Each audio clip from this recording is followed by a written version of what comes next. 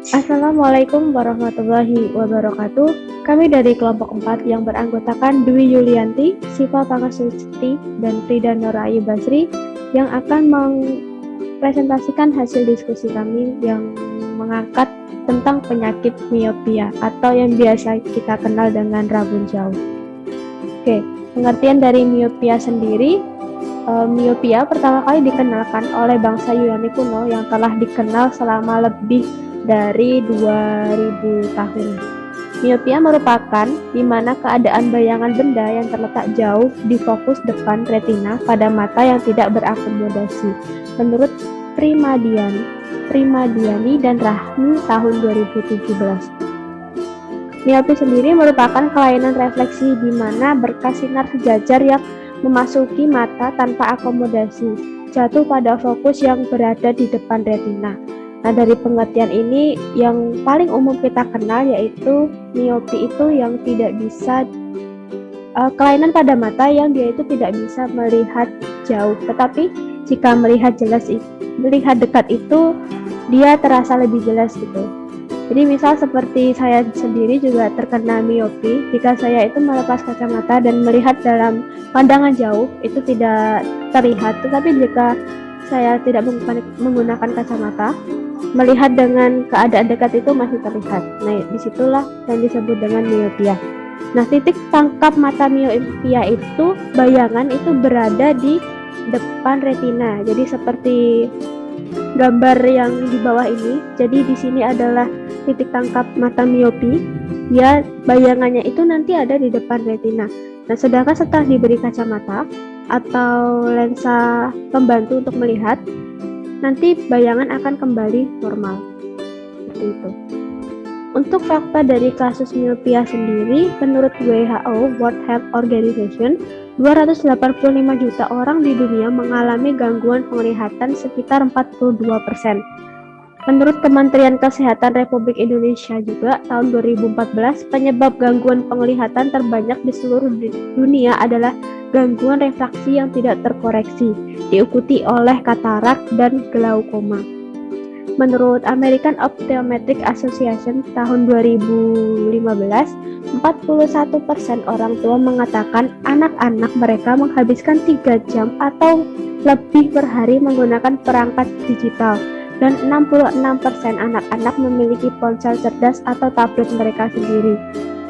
Untuk sesuai dengan data yang sudah saya baca itu, kebanyakan rabun jauh itu diderita oleh anak-anak atau remaja.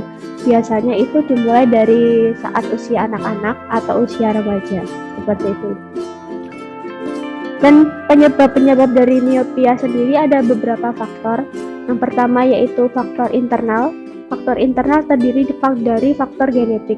Faktor genetik merupakan seorang anak itu menderita miopi karena bawaan dari orang tuanya yang memiliki resiko 2 kali lebih tinggi terkena miopia. Sedangkan bila kedua orang tuanya itu menderita miopi, maka resikonya sebesar 8 kali lebih tinggi daripada anak dengan orang tua yang tidak menderita miopia. Yang kedua yaitu faktor usia. Scolmiopia adalah istilah yang digunakan terhadap miopi yang muncul dan berkembang pada anak-anak usia sekolah. Miopia sendiri berkembang sejak usia dewasa, muda yaitu sekitar umur 20 tahun yang disebut dengan adult onset myopia. Untuk dari faktor eksternalnya sendiri, yang pertama memiliki aktivitas melihat jarak dekat atau melihat gadget. Nah, di sini penggunaan komputer, laptop, dan HP yang terlalu lama menyebabkan otot mata itu siliaris akan mempengaruhi lensa mata menjadi cembung sehingga mata itu menjadi tidak peka terhadap benda jauh. Jadi maksudnya di sini itu ketika kita terlalu lama melihat gadget karena dia itu dan dalam pandangan dekat ya. Nah, ketika kita melihat jauh itu akan terasa pandangannya itu ngeblur. Nah, itu yang namanya rabun jauh. Untuk faktor-faktor lain seperti intensitas cahaya, di mana intensitas cahaya yang baik sangat mempengaruhi mata. Jika cahaya yang kurang menyebabkan otot mata harus berkontraksi semaksimum mungkin untuk melihat objek. Jika keadaan seperti ini berlangsung terus-menerus, dapat menyebabkan kerusakan pada mata. Selanjutnya akan dijelaskan oleh Mbak Yuli. Terima kasih Mbak Frida. Nah, di sini saya akan menjelaskan mengenai patogenesis miopia. Nah, terdapat beberapa teori mengenai terjadinya miopia, yaitu yang pertama itu menurut Doug Elder-Ash, di mana ada dua teori, yaitu teori mekanik, di mana teori ini menyatakan bahwa terjadinya miopia tinggi disebabkan oleh peregangan sklera. Peregangan ini dapat terjadi pada sklera yang normal ataupun yang sudah lemah. Adanya konvergensi yang berlebihan, akomodasi yang terus-menerus, dan berkontraksi musculus orbicularis oculi akan mengakibatkan tekanan intraokuler meningkat yang selanjutnya akan menyebabkan peregangan sklera.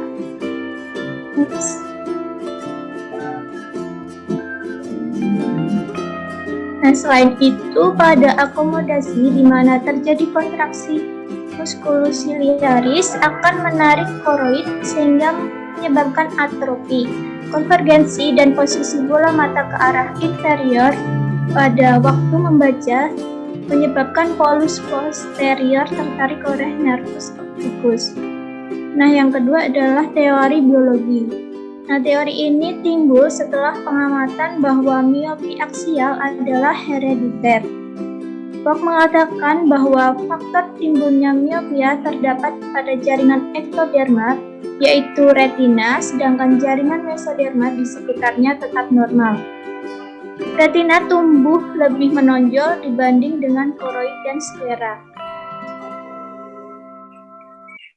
Nah, pertumbuhan retina yang abnormal ini diikuti dengan penipisan sklera dan peregangan koroid.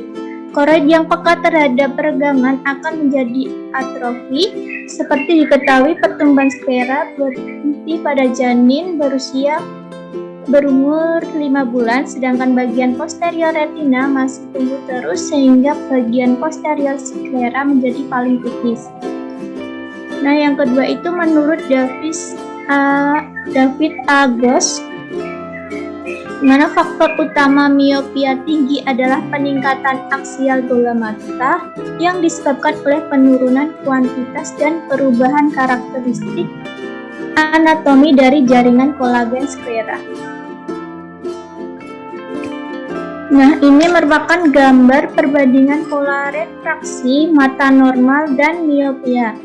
Nah, dari gambar ini, di mana pada miopia bayangan tegas tidak terbentuk tepat pada retina tetapi terbentuk di bagian depan atau belakang bintik kuning dan tidak terletak pada satu titik yang tajam. Next. Nah, kemudian saya akan menjelaskan mengenai dampak atau komplikasi pada miopia.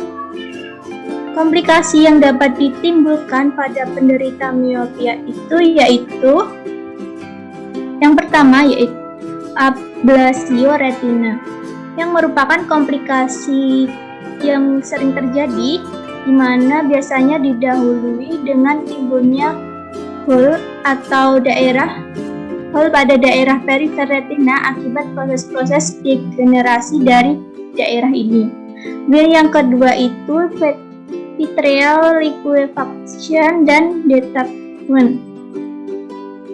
Badan vitreus yang berada di antara lensa dan retina mengandung 98% air dan 2% serat kolagen yang seiring pertumbuhan usia akan mencair secara perlahan-lahan, namun proses ini akan meningkat pada penderita miopia tinggi.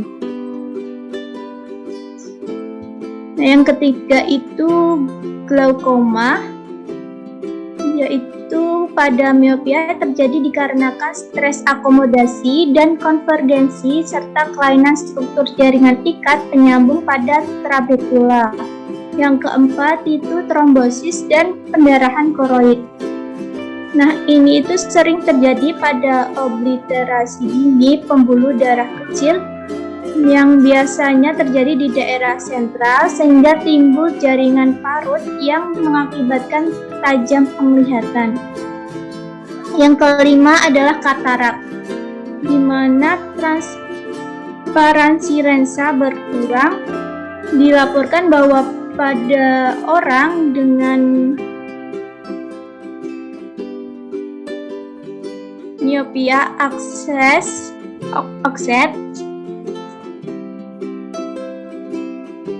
itu muncul lebih cepat. Nah, penjelasan selanjutnya akan dijelaskan oleh Mbak Siti. Baik, terima kasih Mbak Yuli. Selanjutnya itu cara diagnosis. Diagnosis miopia diperoleh dari gejala klinis dan pemeriksaan penunjangan untuk menilai refraksi. Gejala klinis utama pasien miopia adalah pandangan kabur untuk melihat jarak jauh. Titik terjauh bervariasi dan berbanding terbalik dengan derajat miopia. Dengan meningkatnya derajat miopia, titik jauh penglihatan jelas menjadi lebih dekat. Dengan begitu, pasien miopia cenderung melihat dekat objek dan bahan bacaan, dan mungkin kurang tertarik dengan aktivitas yang membuatnya untuk melihat jarak jauh.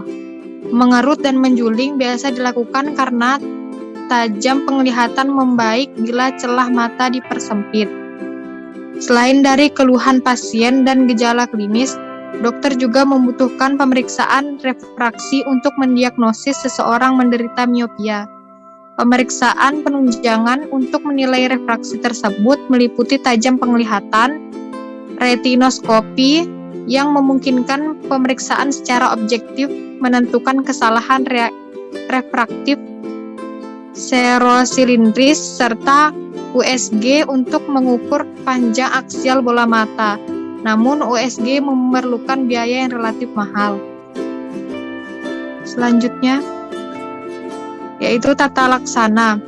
Beberapa strategi seperti penggunaan alat-alat optik merupakan hal yang sudah lama dilakukan untuk mengurangi perkembangan miopia. Pada dasarnya, pasien yang menderita miopia dan tidak melakukan koreksi apapun pada matanya akan meningkatkan progresi dari miopia yang dideritanya, menurut Pauni et al. 2015. Secara umum, penata laksanaan miopia dapat dibagi menjadi dua, yaitu penggunaan alat-alat optik seperti kacamata dan kontak lensa serta cara pembedahan. Pada pemakaian kacamata atau terapi optikal, miopia dikoreksi dengan kacamata sferis negatif atau lensa kontak sehingga cahaya yang sebelumnya difokuskan di depan retina dan dapat jatuh tepat di retina, menurut American Academy. Selanjutnya, Mbak. Penanganan miopia. Dalam kasus ini, penanganan dilakukan untuk membantu agar cahaya bisa terfokus pada retina. Jenis penanganan yang dipilih tergantung pada usia pasien, tingkat keparahan rabun jauh, serta kondisi kesehatan pasien. Dari yang paling sederhana hingga ke tahap serius seperti penggunaan lensa kontak, obat tetes mata atropin, operasi sinar laser, dan implan lensa buatan.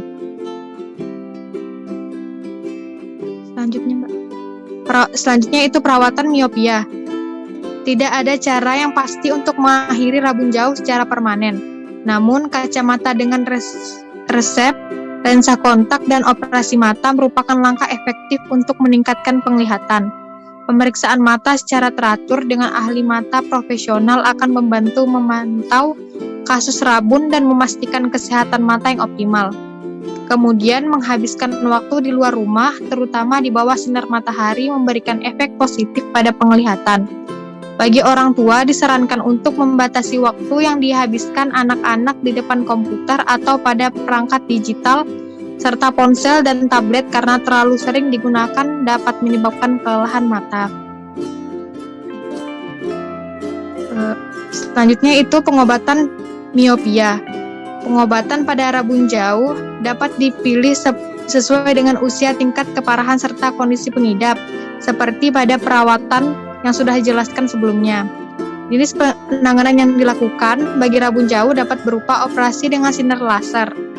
Operasi dengan sinar laser ini dilakukan pada pengidap rabun jauh untuk membantu mata pengidap kembali normal. Operasi lasik bertujuan untuk memperbaiki bentuk kornea mata pengidap rabun jauh agar kembali normal lagi.